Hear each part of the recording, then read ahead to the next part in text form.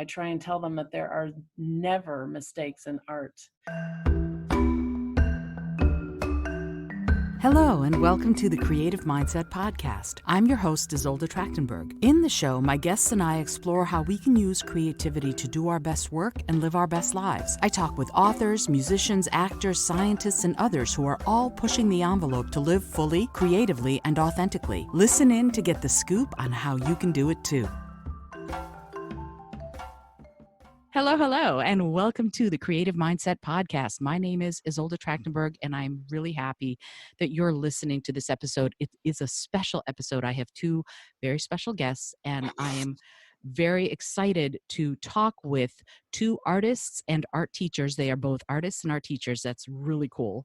Helena Dominic and Rebecca Watford are here, and they are involved actively in both creating art and helping other people to make art. They teach it.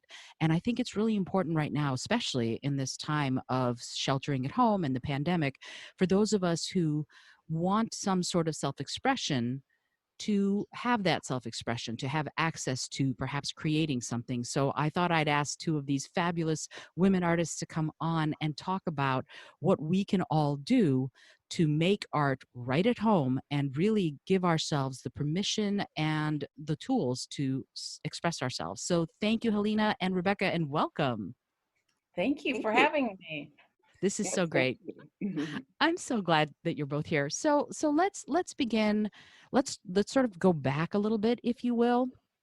And I'd like each one of you in turn to talk to me a little bit about what you do as far as art, because I gave kind of a brief little introduction, but really I'd love it if you would give me just a little of your bio. What is it that you do for art and also teaching art? Helena, if you wouldn't mind going first, that'd be great. Okay, sure. Well, in my career, as it were, I'm a professor at Cheney University, and I teach predominantly art history courses, but I also teach. I try to bring in, because I am a studio artist, I try to bring in a bit of the studio into it. And one of the courses I teach is African art. And at the end of every semester, I have the students create their own masks. Wow. And so and then through that, through being, I'm very influenced by African art. I'm very influenced by art of the African diaspora. And so I use a lot of clay and a lot of beads in my artwork. But I kind of veer around a lot because I'm also deeply influenced by the golden age of children's illustration. And you definitely see that in a lot of my artwork as well. Um, Oh, I can totally see that. The golden age yeah. of children. Looking at your art very much, I can see that. hmm So, And I'm oh, go okay. ahead. Go ahead. No, I was just like, I'm trying to think of what else I can tell you. Well, what do you normally create your art in? You said you use a lot of beads. Are you mostly a two-dimensional artist? Do you do mostly sculpture? Uh, Or does your art take lots of different avenues? it takes a lot of different avenues. I have these masks that I make, and I've been using. I started out using a lot of plaster and that sort of thing, but plaster is very, very messy, and I switched to using paper mache clay Hmm. because it cleans up really easily, and it's actually a lot more flexible, and you can do so much more with it. So I do a bit of. I was predominantly a painter, and now I'm finding I'm in this sort of weird mixed media space where I'm painting and then I'm mounting the paintings on canvas and adding clay and found objects and creating other things out of clay that I'm putting on the canvas as well. So as far as if I had a style, it's mostly, and I guess I like to call it visionary art because I'm looking at it from the mystical angle. Hmm. I'm really deeply influenced by myth and dream and spirituality. So it's coming from that place. Wow.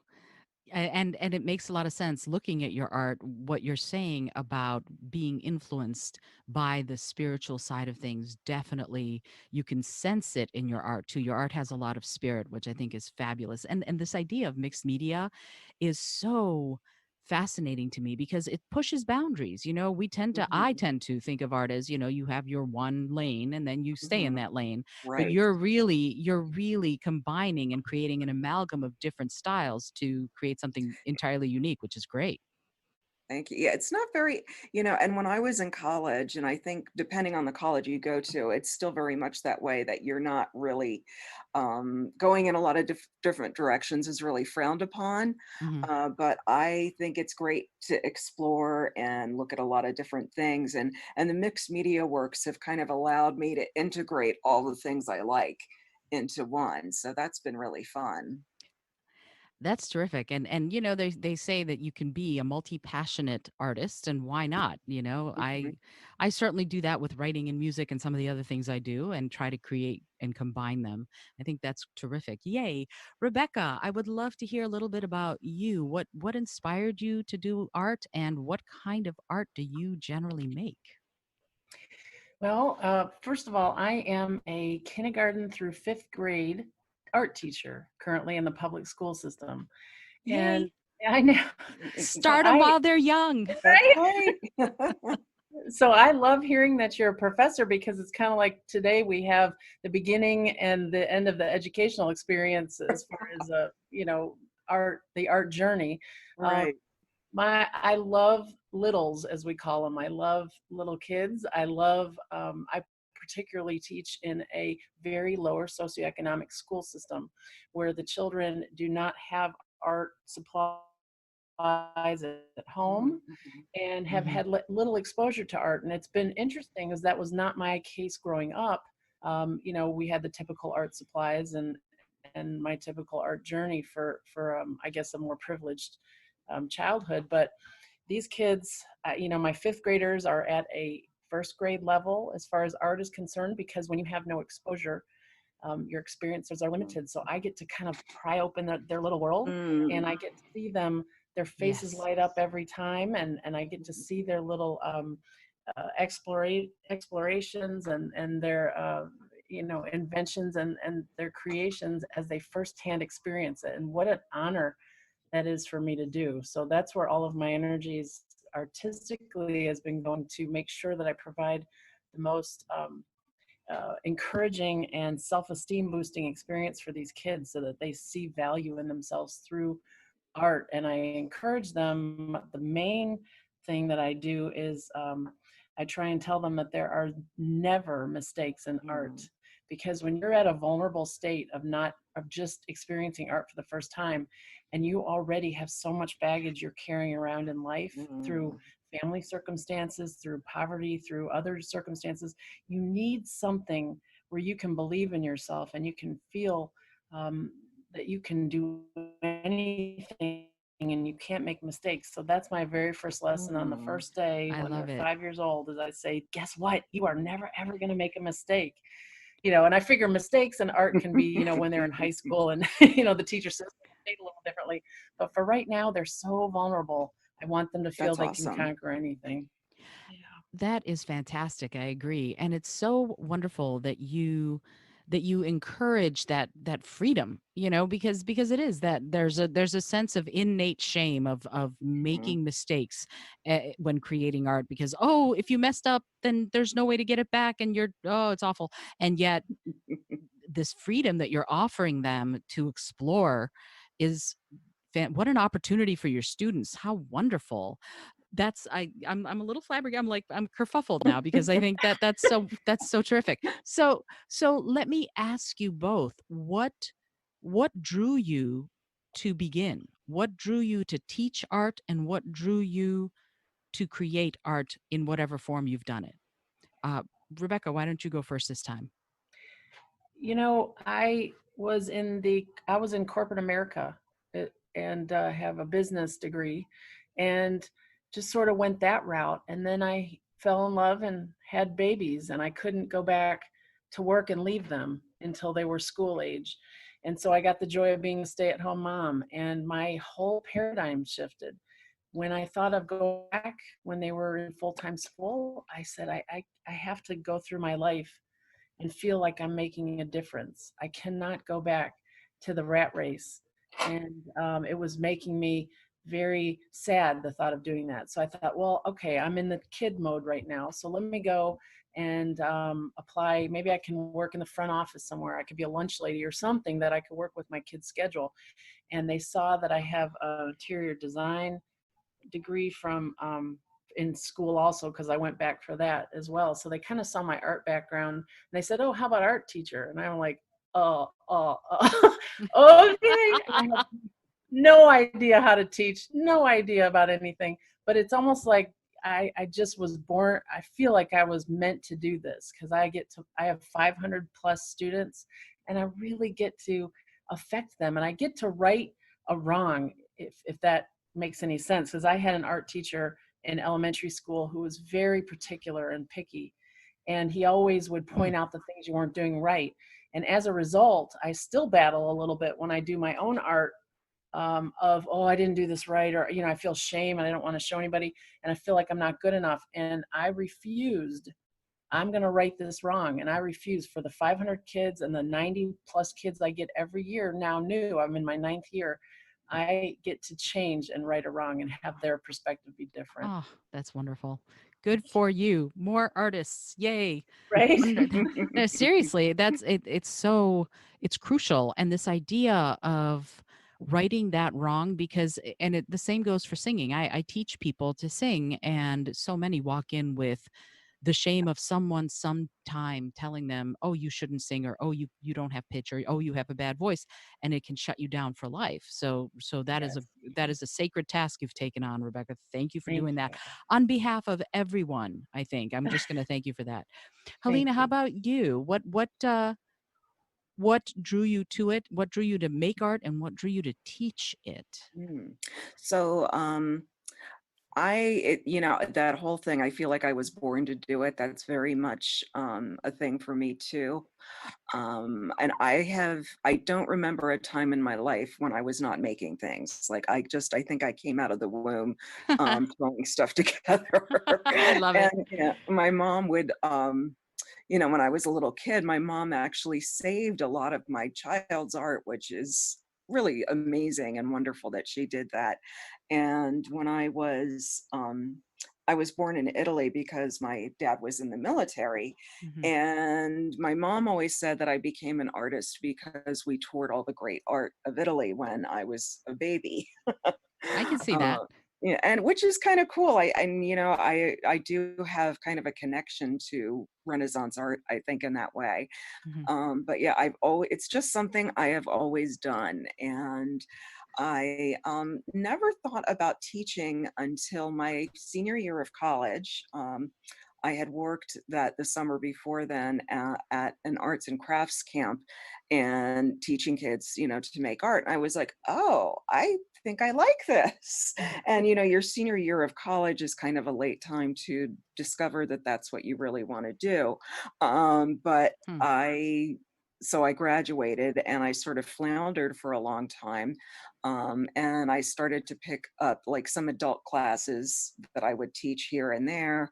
And then I eventually went back to school and got a master's degree in art education. And that way I was able to get hired at Cheney as an adjunct. And then I went back and got my MFA. So now I'm like educated out the wazoo. But, but I really want to comment on what Rachel said about Rebecca. Rebecca. Rebecca. I'm so Mhm. sorry, That's Rebecca. okay. Um, We talked before the episode started about pronouncing names and saying names, and I right. don't think I actually introduced you to one another. So, Helena, this is Rebecca. Rebecca, this is Helena. Sorry, my bad. No worries, no worries. So what Rebecca was saying, I think I get to see on my end the students who have been damaged by, elementary and secondary teachers who told them they couldn't do art, and they come into my classroom believing that that's true. Mm, And we joke around, my colleagues and I, we're a very, very small art department at Cheney, but we do have a few art majors. But it's kind of like our courses are the gateway drugs that Mm-hmm. students find out, oh, we can make art, we can do this. And then they get hooked and they become majors. Mm. So, and that's really gratifying. And to really see someone's growth from, freshman year up through senior year. And a lot of our students too, I think Rebecca and I have a lot in common because I teach at a historically Black university. Mm-hmm. So a lot of my students are coming from homes where they're not really encouraged to pursue the arts because that's not where they're going to make the money, or that's the mhm. perception, Mm-hmm. and so a lot of our students do go on to graduate school and to pursue careers as full-time artists. So that's That's so wonderful. gratifying. It Yeah. Mhm. is. It is gratifying, and yay to both of you. You've taken on sacred tasks. In addition to being Mm, artists, you're helping other people become them. So that's amazing. And I want to ask you both, and this is a tough question. When mm, they're afraid, how do you reach them? How do you reach mm. students and encourage them to find the artist within? And there's a reason I'm asking this because, of course, we're going to be talking a little bit about how do we encourage people at home right now to do it. But for right now, how do you reach students who are afraid? What do you do to help them open that part of themselves up? Because it is vulnerable, and I get that. But what would you say to someone who is afraid? Who would you like to go first? Oh, I'm sorry, Helena. Why don't you go first? Because you had just been talking about it, so I'd love it if you'd Oh, go okay. first. So how do I? It's a lot of encouragement. And I also go with the thing of there are no mistakes in art, and that, you can always make another one. I think people get very fixated on the notion of the final product and that it must be a final product and it must be good. And and if it's not, I just say, well, you can paint over it, you can do it again, you can do another one, but there are no mistakes. And there have been times when the students have been really hard on each other. And so I hang up signs around the classroom that say no hating, and they think that's hilarious. Um, Hmm. but I think it's just approaching it with a lot of gentleness and letting them know that the most important thing is that they're expressing themselves, and that that's more important than any end product. Absolutely. That idea of expressing yourself, and I do want to ask you, Rebecca, the same question in a second, but as I said, I am not I painted when I was a kid, but not really. And yet I started recently painting with alcohol paints, Mm, which, yes, and it's fabulous fun. And what was interesting to me as an adult approaching this medium was that I wrote down on a piece of paper, I give you permission to make art. And I mm, put it up mm, on behind my computer at my desk because I found that I needed that permission. Like I mhm, literally needed to give myself permission to make art, to create paintings and not worry so much about what they look like. And alcohol paints are great for that because mhm. it's harder to make something that looks like something with alcohol paints as opposed to something very abstract. So that idea of permission and encouragement is wonderful. And Rebecca, what do you think? I know you said that there are no mistakes with the kids you work with, but do you find children who are afraid, and how do you reach them? Well, one of my very favorite things to do is you can always spot the ones that are afraid because they have their head down and they're afraid to start or whatever. So usually those kids, what I'll do, let's say for instance, I have a fourth grader come up to me and like, I can't do art. I can't do anything. I can't blah, blah. Well, I say, when you're just sitting down, what's your most favorite thing to do? Or what do you think you're really good at as far as drawing? And even if it's something as simple as drawing the number, if they like their eights, something so minute. I Hmm. like the way I can draw a box. I don't care what it is. And I say, really, you love that? And so then what I'll do is I will arrange to have them come and teach a younger grade. I'll pick a class, usually, a really welcoming class of like second or kindergarten or first grade, and I'll have them teach how they make their eight or how they make their box. And, when you have younger kids, it doesn't matter when they look at the older kids doing something, whether it's drawing the letter eight or the number eight or a box, they think it's amazing. Hmm. So that's instant gratification right there. But then they get to teach the class, and every little kid, I don't care who you are, loves the idea of pretending to be a teacher. And so I did. then, right, right. So then what I have them do is I have a Promethean board, which is like an electronic whiteboard, and then they can draw on there and have the kids follow. So then I have them do a step-by-step drawing of whatever they like to do and teach the kids, and their self-confidence skyrockets Absolutely. because then they think they're a pro and they think they have value and worth. And that's been my most favorite tool to do for those who are nervous about it. Ah, that's wonderful.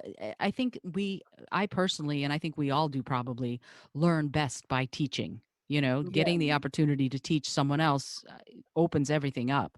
And when I create, for me, I love to teach other people because in some ways I find out more about who I am and about what I want to say by explaining it to someone else. So I think that you are teaching them a lifelong lesson there too, that this idea of teaching will help them move into that more. You Fabulous. know, So art has a very interesting way. When they think they can't do it, my program is I'm so glad to hear from Helena about her program because my program is very art history heavy Mm. because I knew we couldn't compete with supplies because I have $125 to buy Mhm. supplies for 500 students for 9 months. wow. And it's incredibly challenging. So Mhm. we are very art history based. Hmm. So I knew we couldn't compete with supplies, but we could darn sure compete with education. And so I teach them a lot about lots of things art history wise. But when they are nervous and thinking that they can't do anything, I have posters up of Jackson Pollock and different artists. The one and quarantine has made me forget the one who just paints a red square in the middle of his canvas. Oh, Rocco. Anyway, Is Rothko or Rothko. what's Yeah, Yeah. his? I, Rothko. it Uh, could be Rothko or it could be Barnett Newman. I Yeah, think. I think mhm. it's Rothko. Anyway, I Mhm. put those up and I show him videos on Jackson Pollock and I say if he can throw paint on the floor and his paintings make $150 million, then anything you do is wonderful. And, Absolutely. and their eyes That's blow out. great. They're just so excited about it. So. That's fabulous. So within this idea of encouragement during this time, during this pandemic, uh, I'd like to talk about the people out there right now are gravitating towards art. They're looking at art. They're taking virtual museum tours. They might be doodling. They might be picking up a long forgotten interest in art. It's sort of a unique opportunity to spend time making art because those of us who are doing okay have a little bit more time to do that. So what would you say to someone who's a little afraid, but may want to? How would you recommend people start, and what do you think they need to make art? Someone just at home, and Rebecca, if you could go first this time, that'd be great. So we're responsible for virtual learning right now, and our learning is not required. It's not graded, so it's purely if you feel like doing it kind of thing, because we have so many without internet service or Mhm. computer, even though our school system gives computers to third grade through 12th. Our littles don't have it, or some of them, even though they have a laptop, they don't have internet, so forth. So anyway, it's not mandatory. Hmm. What we do is I put out assignments that require zero bought supplies. So I saw online, there's tons of things you can see, but a lot of people are recreating masterworks of art with Mhm. laundry, I which, love that. Mhm. or they're going outside and creating works of art with leaves or sticks or drawing in the dirt. And it's amazing to me. This period has really been a hard reset, and there are all kinds of memes out there or discussions that say, people who say art is not crucial in your educational journey. I find it interesting now that during the quarantine, we're reduced to just art. We're reduced to art as the Yeah. main focus because that's what you have. a lot of times. So I Absolutely. find that, anything I can do to use um, um, assignments that require zero, and the kids have been loving it because their parents can't afford to go buy things. And so for them to grab the laundry basket and do Starry Night is amazing to me. Wow.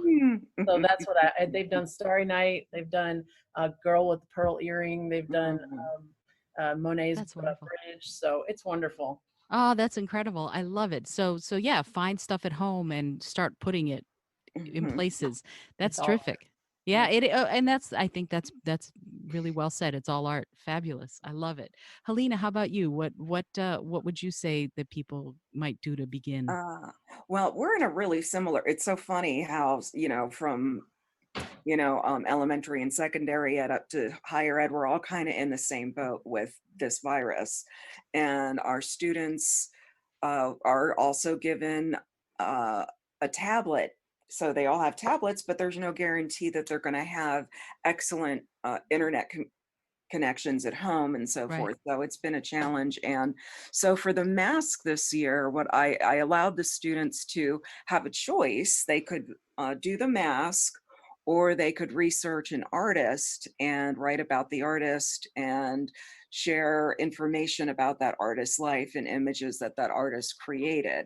And the ones that created the mask, it was really fun because usually I just go out and purchase a bunch of paper clay because it's frankly just a much easier way of distributing clay to every student. So this year I said, okay, here's your options.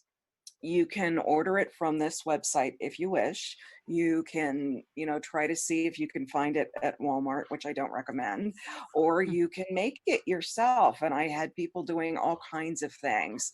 And paper clay is one of those things that you can make at home. I mean, again, it's another thing that comes into play is the easiest material to use to make it is toilet paper, Ah, which is, of course, kind of an issue at this right. time. Sure. But you just need that and Elmer's glue and white flour and a bit of mineral oil. And also, if you want to, you can use drywall joint. If you go to mom and dad and say, "Hey, do you guys have any Mm. spackle?" Um, and then if your mom is really, really nice, she'll let you use her blender to mix everything up. I don't. But don't try it before you ask your mom. That's for sure. Yeah, or it's, I always say it's better to ask, or to ask forgiveness than permission. There you But go. yeah, but Unless you're yeah, 5. Yeah, don't use the blender if you're 5. no, no. That's okay. My This audience is not 5 years old, so Oh, we're good. okay. so so that was one thing that we did that was really fun. And then as far as what people can do to start is think of, I'm assuming this is a witchy audience that we have. We no, it's No? everybody. It's Oh, anybody. Hmm. okay. Okay. Well, journaling is so popular right now. Hmm. And creating an art journal is actually much easier than you might think because you can use any kind of book you can glue materials into Hmm. and or paste materials into, and you can make collage, and you can paint on it with watercolors if you want, or just use, pencil and pen, and very simply record the world around you in your journal. And I think that's a really good way to get started because that's what artists have been doing since the dawn of time, is creating things, or creating images of the Hmm. things that are around them all the time, and just recording their visual world. And then if you have an assignment to research a style or an artist, you put all of that into your journal. So I think that's another good way to get started. And you can use any old notebook really too, that will do. That's fabulous. And just for because I am ignorant of this, exactly what is an art journal? What does that Oh, mean? Well, like I said, it can be, you can actually go and purchase one of those blank books if that's what you're into. Mm-hmm. But it's essentially whatever you want it to be. It Mm-hmm. can be um, a reference guide of art materials and different experimentations that you do on each page of different art materials, or it can be I'm sitting in the park and I'm drawing the trees and the pond and the geese walking around. It's whatever you want it to be, but it's filled with your art and your personal expression. Or you could go in and just doodle and do mandalas. I don't know if you've heard of Zentangle. Mm-mm. Yes. Oh, okay, yes, it's a lot. It's a very big. Well, it has been a very big thing. I don't know if it's as big, but Zentangle uh, is something that was patented and copyrighted, but anybody can do it. Where all you need is a square piece of paper. I think it's 5 by 5 is the size that they do, Mm-hmm. and just start maybe doing a circle in a corner and then drawing concentric circles around that. And maybe you want to put some petals around it. And then maybe you want to put some leaves. And then maybe you want to put some zigzag marks and, and just kind of going out and creating an abstract design. But it's beautiful and it doesn't require extensive materials. Mm-hmm. You could do it on a cereal box, the inside of a Yes. cereal box, you know, Oh, it's that's true. No, that's Yeah. wonderful. What a great Yeah. idea. Yeah, I always tell my students because we had a folk artist who came in a couple years back who painted on anything and everything. This man would have people in his neighborhood give him their discarded cardboard from their boxes or their drywall or he painted on doors and pieces of metal and basins, and so whenever somebody says I don't have anything to paint on, I say there's a world of things to paint on. Absolutely. And then you have a more beautifully decorated space, that Yes. that to me is something that's wonderful about art to me is that Hmm. it's there. And Hmm. for me, one of the things my husband and I have been doing is he's an amazing artist in his own right, and he's been doodling, drawing black and white pen and Hmm. ink type stuff, and then I have been coloring it because I don't draw, Oh, and cool. not because I can't draw, but because I can't draw. I don't have any I don't have any illusions about my ability to draw. That's not where my artistic gifts lie, but that's okay. But Hmm. anyway, the reason I wanted to say that is because for him they're just little doodles. For me, I'm like, ooh, and I get out my colored pencils and I color the drawings in. And Hmm. the first time I did it, he looked at what I'd done and he goes, and there you go, collaborative art. And so Hmm. and that made me go, hmm. And so I wanted to ask you both about this idea of collaborative art. So many people are sheltering at home with their Hmm. kids or with their Hmm. partner. What would you say to someone who's going, well, maybe we can do something together? How might they do that? How might they express themselves together? Mm. Rebecca, would you like to go first on that one? I'm sorry, your question was at home if they Yeah, like if it, like for example, I was talking about how Rich and I, he's sort of in this podcast all the time because I bring his name up all the time, every episode. Rich and I have been doing this. He's been doodling. He doodles something in pen and ink, and then he gave it to me, and he said, "Here, I drew this, haha," and I went, "Ooh, I want to color it," so I colored it in, and then I laminated it, and now it's hanging up in my office, which is why I thought of it, Helena, when you said, then the art is there. I'm like, yeah, it's literally sitting on my bookshelf right now on the Mhm. outside, taped to the bookshelf.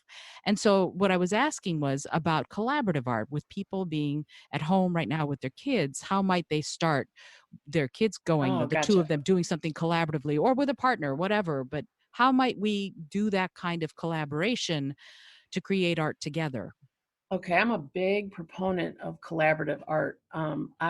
My team at work consists of the PE teacher, the music teacher, technology teacher, and myself. And Wonderful. we do a lot of collaborative lessons because what in education, what you found is it's such a great way to inspire teamwork, and you've got two brains or five brains together or whatever the case may be, and to present a united front in front of the kids is always a much more enriching learning experience. So having to translate that, at work I do lots of collaborative work. Now, pulling that into the home life, the idea where art is just drawing or just painting or just creating with materials, it can be so much larger than that, as we all know, but as many people don't recognize. For instance, I came up with an artist rap, and An artist's rap? an artist rap. Oh, Right? please rap for us. Oh God. Oh, yes.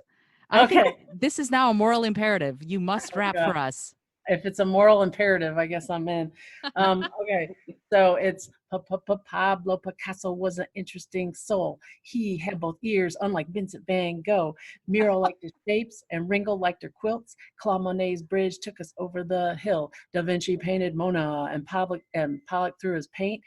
Uh, Oh God, Da Vinci, I haven't sung it in 6 months. Da Vinci painted Mona and Pollock threw his paint. Renoir painted pictures that some might call quaint. Matisse cut with scissors, the rest used a brush. JP loves its artist, it is one big rush. I love I love that. that. That's fabulous. So I'm then, so glad we have that now forever and ever recorded. Oh, that's well, I wish I fantastic. had done it right the first time, but You Oh, know, you know what? You can do it again and I will edit it. That is not a problem. so then what I did is I took that rap and I went to the PE teacher, and we came up with all the current moves that the kids were doing, and we made mm, collaborative dance moves to this rap. Fabulous. So then we taught mhm, the kids the rap and the dance moves. So now these kids for years are singing this information about this artist with the dance moves. mhm, Then I would roll it out on the computer, involve the tech teacher. And mhm, I've done Mozart meets Monet I love it. lessons with the mhm, music teacher. So at home, you could have one kid that's great with music and he can come up with a song, and one kid that's great with dance, they can do a dance, and one kid that's great with or a parent that's great with drawing, and they can make a poster to do this cool presentation one night for the family. So there's lots of different ways to incorporate art all together and make one grand masterpiece. Ah, that's fabulous. mhm. And there was an art rap that makes me so happy. You don't have any idea because to me this idea of collaborating is what brings us together. The idea of being creative together, we build on each other's inspiration to create something that's greater than the sum of its parts. I really believe that. So Yes. I'm so glad to see that you're teaching that way too. And it's funny because Rich and I do this other thing that we do. We're forever being, looked at funny at restaurants, but when you know how you go to a restaurant and they give you that big white piece of paper on Oh, the table. yeah. So Yes. so usually there are crayons or pencils or something, and one of us will take a crayon and draw some kind of shape, a doodle of some Yes. sort. And the other one then has to take that shape, whatever it is, and put that as part of a picture. So if I drew a little spiral or something, Rich would go, "Ah, okay, that spiral is the shell of a snail, and that snail is about to fall off a leaf, and that's what he leaves me. And then I have to take what he's drawn and make some part of it into another drawing. So the plant might be the plant in someone's living room, and Mhm, they're about to eat dinner, and and you keep going and going until you fill the whole white piece of paper with these sort of stacked drawings, one on top of the other, one leading into the other. And that's another way I think that people can be creative together and draw inspiration from what someone else has done, which I think is sort of what you're teaching more formally, except for Rich and I have never done it formally. We just, do it in restaurants when between courses, I guess. So that I think that's so wonderful, and I would love to ask you both, if you wouldn't mind, to talk about where you envision art going from now into the mhm, future. Like, where are we going with art, with mhm. people embracing art at home, and everybody having the opportunity to become an artist, especially now armed with all of the wonderful resources you've just given. Where do you think it's going to go? Helena, would you like to take that one first? Sure. Because one of the things, as an art historian, is I'm always looking at where art's been and speculating on where it might go and seeing how some things kind of fall away and then other things come forward as popular. So, and what's been interesting in the art world, I'd say for like the past 20 years or so, is that anything goes. And Hmm. what I mean by that is we had this period of time in the 1950s and 60s and 70s and 80s where you would see, if you were a figurative artist like me, where your work tends to be more realistic, it was just thought of as quaint and maybe not as valid as abstract art or conceptual art.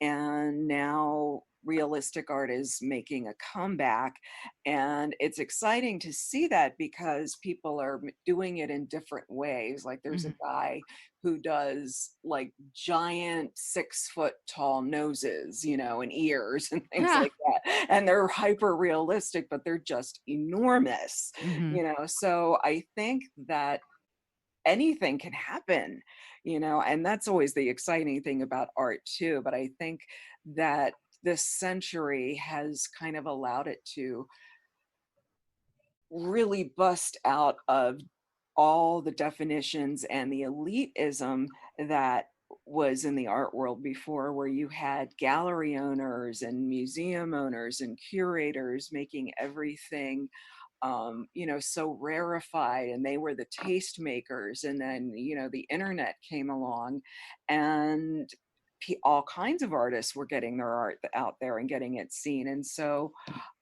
digital art, I think, will continue to explode in ways that I couldn't even begin to. Sorry about that. That's okay. I'm in a studio where it beeps when people go in and out the front door.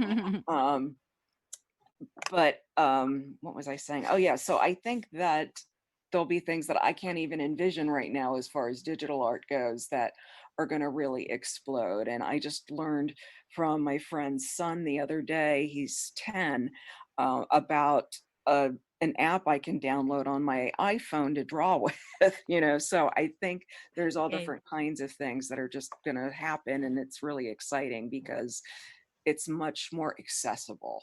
Oh, it really is. And we all have a platform. And there's Yeah. something very special about that, I think. That's this Mhm. idea that with the internet, even Mhm. I, who don't draw, can draw something and put it up, and Mhm. thousands of people might see it. And there's something that is, I think, special about being able to just create and to share and to show that expression to other Mhm. people. Whereas before you might have been afraid, but now we're sort of like, I think we're in a share it out society, which I think is really Mhm. cool. Rebecca, what about you? Any thoughts on that, about where you think art's going to go? I think it's going to really be the word inclusivity. We talk about people Mhm. now having all kinds Hmm. of time to learn more about digital art and really grow with that, and that's going to take off exactly. I agree with both of you. But then the other coin is we're going to see this huge um, art explosion, I think, with recycled and reused and unusual Mhm. materials like we talked about, for those who, while they were quarantined, couldn't get a hold of anything Hmm. and thought Mhm. of interesting ways to use simple items. And Mhm. people can now own these, purchase these, or look at them and remember fondly, or with horror, back to the quarantine period. But it Mhm. will affect them one way or the other. So we're going to have digital plus back to basics, rough, not rough, but what am I looking? Rustic art, and it'll run the gamut, which will be great. It's a way to unite both the ones who have the digital and you know equipment, and the ones that do not, and it'll run the gamut, which I think is even better. Absolutely. And I think there's something to be said for this idea of organic art, of letting it be something that Mhm. that inspires you to see what if, you know? Yeah. I say that to myself all the time. That's one of my key sentences in life, is what if, or imagine if. What if I tried this? What if I, and for collaborative projects, I always go, I know what let's do, and that's, and then my friends and compatriots are like, okay, we're off with Isolde on another bizarre adventure. And but I think it's so important, this idea again of giving yourself permission to to be inspired and wonder, Mhm. what if I took this soil and this stick and did something with it, and Mhm. especially in Georgia where you are, Rebecca, there's this beautiful red Georgia clay. You can paint with that clay. Mhm. You can make things out of that clay, and they'll be Mhm. they'll be pretty good, so there's a lot to be said for that. And I think that's it's so telling that now we're sort of not just going to the extremes of digital age and organic, but also allowing that continuum to exist and to bring in multiple aspects of what we can create. And if we did this, asking ourselves the one basic question is, what could we create if you knew you could not make a mistake? Mm. That's, That to me, is the crux of the entire thing, is if you Mhm. imagine what you could do in life if you knew you couldn't make a mistake. Yeah. Mm. Yeah. that's fabulous. That's I, powerful. it is. It's really powerful, and I think that's a very good place to pause our conversation and to ask you both what it is that you're working on right now artistically. I'd love to, just because now I know you're going to have huge numbers of new fans. What can they, where, first of all, I'd love to know where they can find you, and also what you're working on. Helena, would you like to go first? Sure. So I'm, as usual, working on about 50 different things at once. I have a mask piece that I've been working on. Actually, I started before quarantine, and it's continuing into quarantine, where I'm sort of layering faces on top of faces and Wow. doing that. And then I also, I'm doing a giant grimoire of that I've been illustrating myself, and I love illuminated manuscripts. Hmm. So I've been putting like all these like Celtic knotwork in the margins and things, Hmm. and then drawing, like drawings of little different herbs and notes about the herbs and what they're good for and things like that. And what else am I doing? And I'm doing a couple of commissions because I have the time now. I Hmm. usually don't actually even take commissions. So I have a couple of commissions that I'm doing. So for friends. And that's pretty much everything, I think. and that's plenty, I think. That, Okay. yeah, I speaking as someone who's like boggling at all the stuff you're trying to get done all at the same time, that's plenty of stuff. So how can people find you, your website? I Oh, know I'm going to put all that on the show notes page so that mhm. so that people will be able to click the link, but just if you wouldn't mind giving that out, that'd be great. Oh, sure. My website, it's all one word. There's no dots or breaks or anything. It's artofhelenadominic.com. Hmm. And then, which is, I blog on there. My blog is more up to date than the rest of the website. So that's one thing. And you can also find me on Facebook as Helena Dominic Art. Hmm. And I also have just a Helena Dominic Facebook page. And I'm also on Instagram as, I don't know if I'm Helena Dominic Art or just Helena Dominic, but you can find me there that way. It's Helena Dominic Art. Oh, thank you. I'm You're glad welcome. someone knows. Well, I'm looking at the link, so that's Okay, great. that's how I know. Um, awesome. Well, that's great, because then if somebody wants to find you, they'll be able to follow you on one of those pages. Thank you so much, Thank you. Ms. Rebecca. Any social media, and also what are you working on?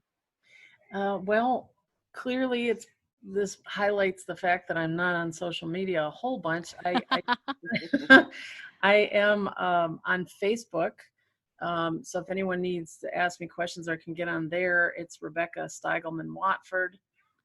That's my Facebook. Right now, I'm really excitedly working on a virtual Bitmoji virtual classroom, which I guess is all the rage now, and as for educators. And so I've been working on that because it includes pictures and hyperlinks and all kinds of stuff. But aside from just making sure the students are set for the summer, and making sure my own kids are staying alive, and I'm feeding them regularly. that's that's what I'm currently in the middle of. I'm quarantining. I'm a quarantine mom right now, but I am ramping up. Now I see that I need to maybe do a more social media. So thank you for that awareness. Oh, But well, just know that I'm keeping at least 500 kids, their self-esteem alive and well in Georgia. I guess that's what I'm doing. and that, you know what, again, sacred task. Being the person who helps them see the world through artistic eyes it's sacred. It is it is sacrosanct. It really is. I believe wholeheartedly that art and creativity are the way of the future. I really do, because we're going to have to think creatively. We're going to have to think laterally, and starting them, yeah, you're getting them while they're young, and I think that's so crucial. So I again, on behalf of all the people listening, I thank you for that. uh I want to thank you both for being here. It's been so wonderful to speak with you. I'm really grateful, and I have just one more question, and it's a silly one, but I ask it of everybody who comes on the show. If Mhm. you could skywrite anything in the sky for everyone in the world to see, what would you say? Mm. Wow. Wow. Yeah. Wow. Huh. Tough question, I know. Mhm. Because the sky is limitless, but the plane only has so much gasoline, so you can't spend all day up there. I think just one word, so Okay. that way it will save some gas. Mm-hmm. And the word is hope, Ah, because Oh, I think that's what wonderful. we need. That's beautiful. Absolutely. I would say live in kindness. Mm. Ah, Mhm. that's fabulous too. See, now knowing you both as I do, I'm like, these are both perfect for both of you. And Aw, and thanks. that's fabulous. Thank you again so much, both of you, Thank for you. being on the show. Is there anything else you'd like to say? Any last bits of wisdom? Mm. Helena, I want to tell you that you can rest assured that you will not get one damaged student from this part of Georgia in college. Wonderful, thank you. I love that. Oh, That's we need you up fabulous. here. I'm in Um, PA.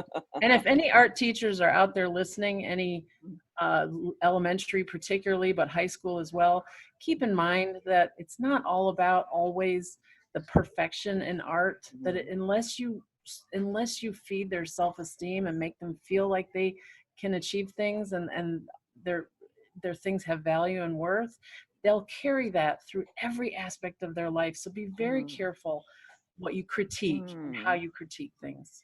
Yeah, I guess th- I would just add, just dive in and just start doing it, because it's the doing of it that gets you going. and keeps you going, I think. Yeah, I think Yeah. Yes. so too. Yeah. Absolutely. Well, again, thank you both for being on the show. This has been and will continue to be the Creative Mindset Podcast. My name is Isolde Trachtenberg, and I certainly got enriched by having this wonderful conversation. I'm sure you have too. If you're liking what you're hearing, please rate and review the podcast.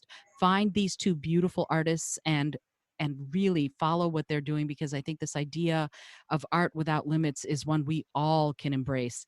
I once again thank you for being here. I hope that you are staying healthy and well. Wash your hands, wash them often. And until next time, I send you all of my love. Thanks so much for joining me today. I really appreciate you being here. Today's episode was produced by Isolde Trachtenberg and is copyright 2020. Today's music was Kevin MacLeod's Ave Marimba, brought to you by Creative Commons License 3.0, and Summer Fashion by Alexander Shamaluev. As always, please remember this is for educational and entertainment purposes only. Past performance does not guarantee future results, although we can always hope. Until next time, this is Isolde Trachtenberg, and I send you all of my love.